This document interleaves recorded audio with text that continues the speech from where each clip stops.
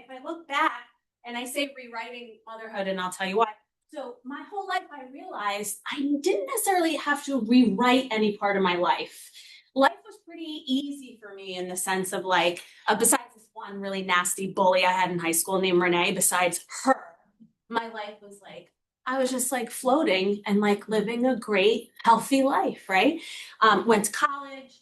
After graduating college, I was like, I'm going to be a teacher. So landed a great job in an affluent district in New Jersey. I was there for 11 years. Like it was, I got tenure there, I got my master's. Like, it was just a great life. Then I'm like, I'm going to meet somebody that's like not this Jersey Guido from the store, right? And I met a New York guy who was a former baseball player at Southern Miss. And I was like, oh my God, this is amazing. He's like totally hot and I love him. And he wanted to marry me. And my maiden name was Luisa Luisi. So as soon as I saw, like, in the inkling of he wanted to marry me, I was like, yes, please, please just change my name. So anyway, we got married, living the life, perfect wedding. My parents were there, family was there, friends were there. Everything was great. We get married, we're like, we should have a baby. Guess what happened? Guess what happened? Twins. No, twins. God forbid. No, triplets, which are torture me. No, so we're like, let's have a baby. And I got pregnant right away. I was like, wow, see, life is easy, you know? And I was surrounded by all my friends, got married before me. All my friends had babies before me. Most of my friends had trouble, had to go through IVF. So when Dave and I were like, let's have a baby, and boom, we had a baby, I was like, this is amazing. So then I'm pregnant. Pregnancy was great. Textbook pregnancy, like no problems. So I have my first son, and his name is Mario. So I'm going to talk about everything in chapters, okay? There's the Mario chapter, the Charlie chapter, the Angelo chapter, and then my marriage chapter, okay? So I have Mario, and then everything collapsed. Remember that perfect life I was talking about, right? That I had, that amazing life? Collapsed. I have Mario. He's perfect, by the way. Like, everything was fine. And mother moved in for a week with me to help me cook, clean, you know, do all the things that mothers do. She went home and was never the same again. Okay, she fell at a food store, hit her head, called me that night, said, don't even come to the hospital. Don't even come. These doctors are idiots, okay? They keep asking me who the president is. I know who the president is. So she's like, don't even come. Don't even come. So I didn't go, right? Because she called, she's like, I felt the food store. Everybody's worried. Daddy's worried. I'm fine. Don't even come. So I didn't go. I was like 8-9 days postpartum. So I was like, I don't have to make that ride from New York to New Jersey. I won't go. I'll listen to my mother. So I went to go see her though the next day at home. And she was like, not the same. She was like a shell of herself. I said, Mom, you told me not to come to the hospital. She couldn't even respond to me. She couldn't even answer me. And then the next few months, it's about 3.5 months, it was hospitals, rehabilitation centers, back to the hospitals, back to rehab centers. And my mom was slowly dying in those 3-ish months.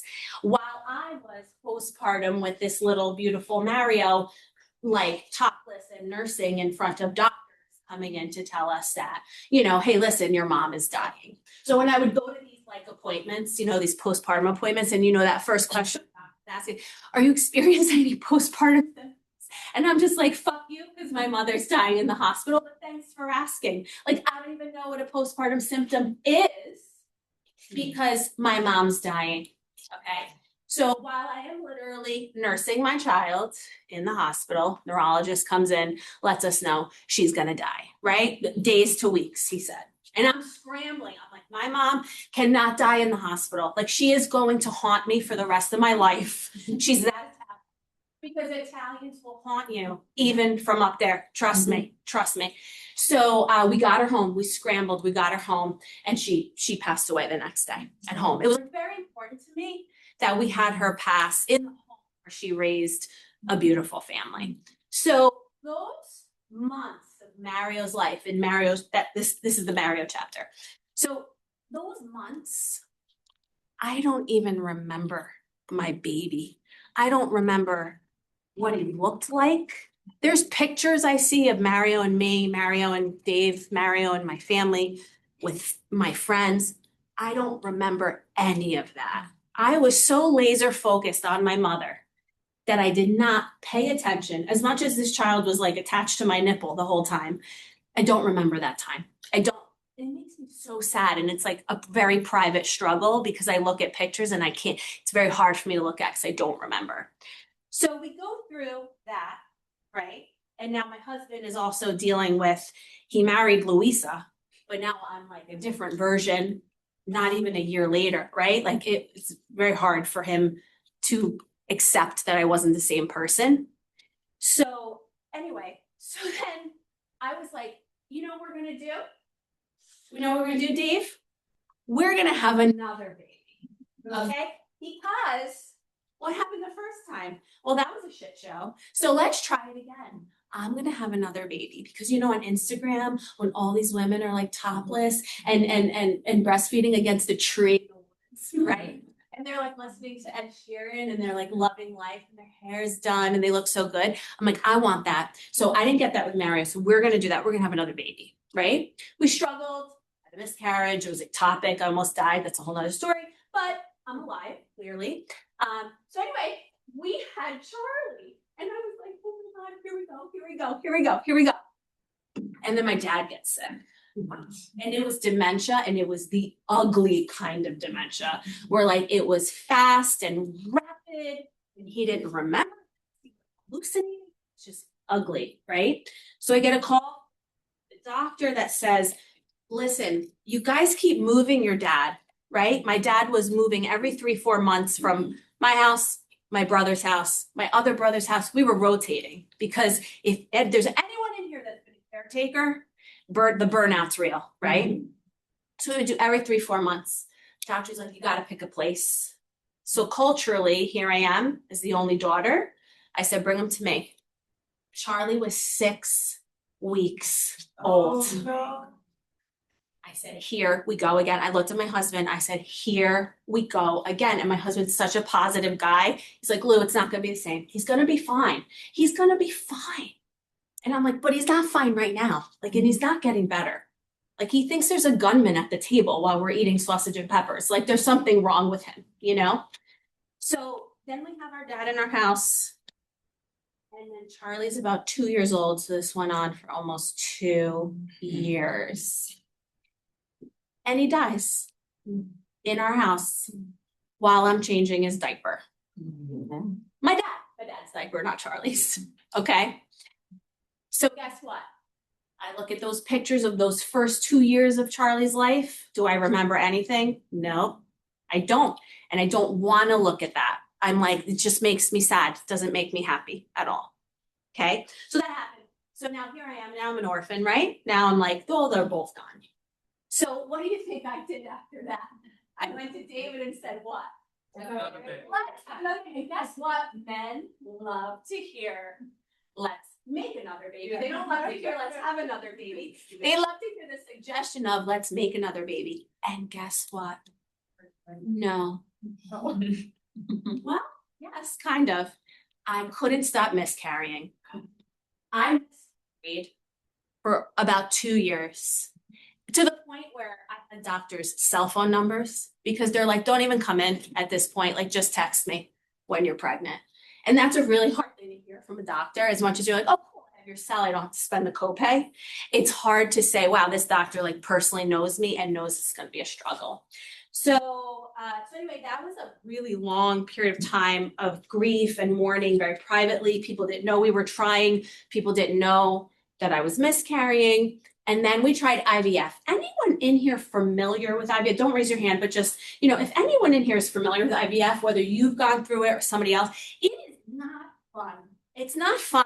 Take it alone. Like, it was like a really crazy thing. We did IVF.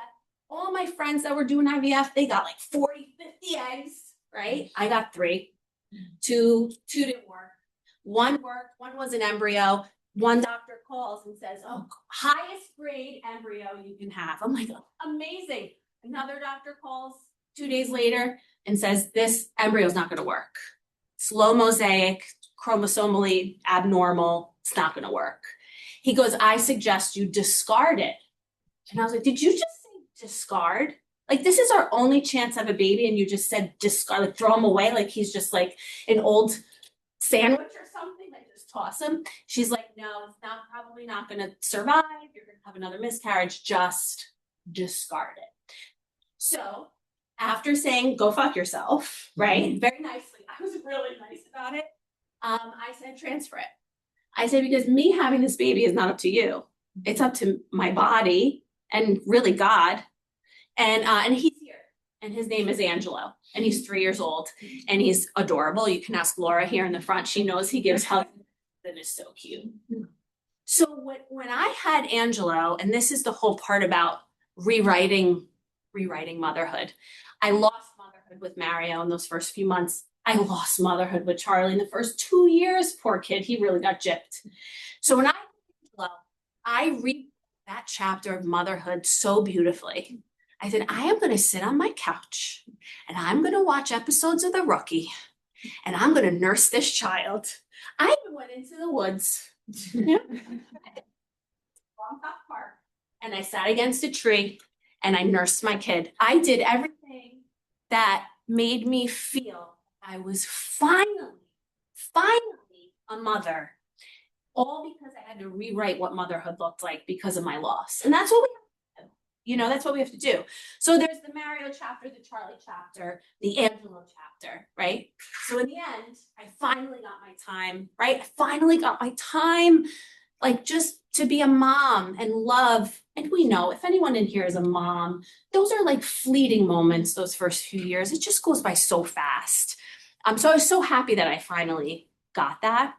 But the suffering and the grief was a true private struggle because I had to learn how to be a mom without my mom. And that's the most tragic thing you could really go through because I needed my mom. I made a list, right? I made a list of when I cry the most. Okay. I cry the most when we have to get a babysitter. Because when we have to get a babysitter, it means my mom's not around, because if my mom was around, we wouldn't need a babysitter, okay? I cry when we have to fill out an emergency contact form. Yeah. Because I'm always putting Dave's parents, and I love my in-laws. My in-laws are wonderful people. But there's a part of me inside, because I'm human, there's a part of me inside where I'm like, what do you have your parents? Right? That sounds like that's the worst thing a human can say, but my brain is saying it. So I'm like, why do you get your parents? Why do you get to have home cooked, pasta from your mom? You know what I mean? And I don't. It's just a part of me. And the other time that I cry is whatever. Oh, Target and Walmart. I can't even go to Target and Walmart when it's like college shopping time because everybody's with their mom and dad. And I remember calling my husband from the parking lot one day, and I think he was like really reevaluating my mental health at that point. Because I said, Dave, I went into Target for shampoo. I go, and all I wanted to do was take the shampoo bottle and like toss it at this one mom and daughter because they're shopping for comforters for college. And I can't listen to this conversation, And he was like, just get out of there. I'm like, oh, and I didn't get the shampoo, But it's things like that that really weigh on you and weigh on your mental health and and you have to try to navigate those waters once again without mom. I love my husband, I love my friends, I love my family, but life would be so much easier if I could just call my mom because moms have all the answers. They're better than a dictionary. They're better than like they're just so much better. So I just want to see the time we have left here. Okay, yes, and that chapter on my marriage. So this is important to know because I think when you're married, you obviously have to navigate. You have to navigate marriage and weather storms that you didn't even know existed. But Dave married one version of me and now is married to a different version, and it's something that the person you are with, whether you're married or in a partnership or whatever it is, they have to accept that. They have to accept that you are a new version. They have to accept it. Your friends have to accept it. Your coworkers have to accept it. You're never the same. Never the same. That's just the truth. So I wanted everybody to know that because I think sometimes there's no one in the world that really just says to you, it's okay that you're not the same person you were 10 years ago, and it's just been 10 years that my mom has passed. And that double digit number is really unfair because people think you're done grieving. They're like, oh, 10, you're done. It's a double digit. You've been doing this long enough. I'll never be done grieving. I'm going to grieve until I die. I'm going to be on my deathbed and be mad that my mom's not there, you know, to take care of me. Okay. But I will say this, I'll end with this. This is super important to know. My children witnessed the love that I had for my parents. Mm-hmm. They witnessed me clean them, change diapers, fight with hospice workers, home health aides, insurance companies. They witnessed me be a shark all on my parents' behalf. They saw that with their own eyes. They were watching. And I see the way that they treat other people to that experience, not just the way they treat me and my husband, but the way they treat each other and their friends. They just understand emotions differently, and they understand what caring really means and what love means. So I'm going to share this picture with you. For those of you that don't know me, I'm a photographer, and I took this photo. Oh, there's a mic. This is a photo of Charlie at my mom's grave. I take my camera to the cemetery. Sometimes people want to call the cops. Go ahead, call the cops, because I have a camera at the cemetery. But I tell people this all the time. So life has to end. It does. We're all dying, all of us. Life has to end, but love does not. And if you teach your kids that and you practice that yourself, it's a beautiful life. It really is. Beautiful life. So yeah, that's kissing my mom's picture. He never met my mom. So I tell him stories all the time. And here's my mom. So I'm going to keep her up while we have some questions. This is my mom at my bridal shower, right next to, you can't see it, a roll of aluminum foil, because Italian women at bridal showers, when the shower's over, they'll go around with their aluminum foil and take all the leftovers home. So you can't see the aluminum foil, but this is my mom. Her name was Anna. And she's beautiful and just was so amazing. But I like to leave her up when it's question time, because I don't know, I just feel like I talk about it. It'd be really rude to not have her up there. So if there's any questions, I will answer them until I get kicked out of here. What's your name? Jennifer. Jennifer. Hi, Jennifer. What was so great about your mom? Oh my God, the food. I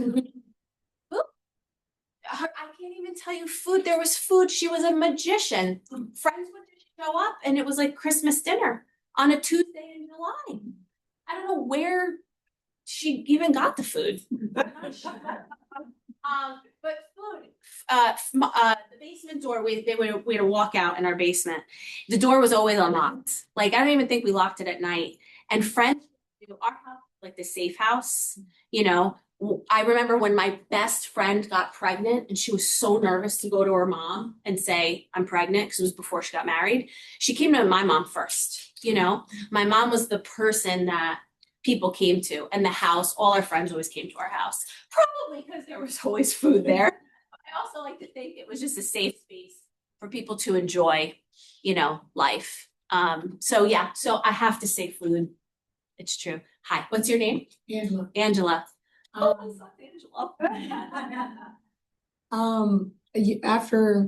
Not after, but your therapeutic process, did you go to therapy? What was that like? How did it help you?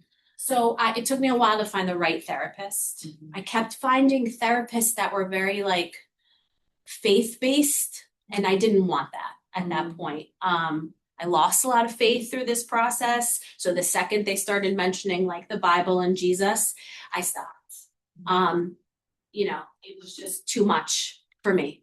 You know, what made the right therapist the right therapist? When she didn't mention Jesus. She didn't mention Jesus. And also, she was the first therapist I found that had lost her mother as well. Mm-hmm. And I think that was a really good connection to have. Yeah, but therapy's great. She did therapy with me. She did therapy with me and my husband, which I thought was really helpful for Dave to hear that like what I was going through was normal. Mm-hmm. It's just so hard to accept, you know, when he hasn't experienced any of that. His parents are 77. Dad golfs every day. You know what I mean? Like he doesn't know what that feels like, you know? So I think hearing it from really an outsider, helped. I have a secondary question. What did that do to your relationship with your mother-in-law? Oh, I love my mother-in-law and I are very close. Yeah. I mean, she's the only mother figure I have, and really like the only older woman that I trust, you know, with my kids, with me. We talk all the time. She was there through all of this. She saw how, you know, she just saw how much trauma it was. And she also lost her mom, you know, so I think that brought us closer. But I love her. We have a great relationship. Yeah, but no one will ever replace my mom. Right. Yes. Yes. So What's your name? yeah, I'm Kaya. Hi. Thank you. You know, I hear so much with my patients who become pregnant and things like that, that they're actually, you know, they're trying to think about, because they have their mom still around and it could be a lot for them, that they are trying to think about ways they want to mother that aren't like their mom. Yeah. And so I guess I'm wondering for you, like carrying her legacy, are there ways that you have really been intentional or things that have shown up that remind you why you mother of your mom? Yeah, so it does go back to food. I'm not gonna made a true effort throughout these 10 years to like be a better cook, use food to bring people together. Because it does, food brings people together. No one's really arguing when you're at a table of food. So that definitely is something that I try to carry along. But there are parts of my mother, if I'm being transparent, that I'm like, oh, I don't want to be anything like that. My parents were strict. You know, they hated that I went away to college. They hated that I bought a condo at 25 years old. My mother used to have me send my Christmas cards with the return address of her house because she was very, very upset. She was embarrassed that I moved. There's no other reason to move out other than I was successful in making money and was able to buy something on my own. My dad was super proud. He's like, wow, you bought something on your own at 25? My mom was embarrassed. That's something that won't carry over, you know? But yeah, there's moments where I'm like, no. But yeah, I think that's probably super common. You know, I have tons of friends that don't even speak to their mother, you know? Other than moms are Yeah. Anyone else? Barry, are you happy you came?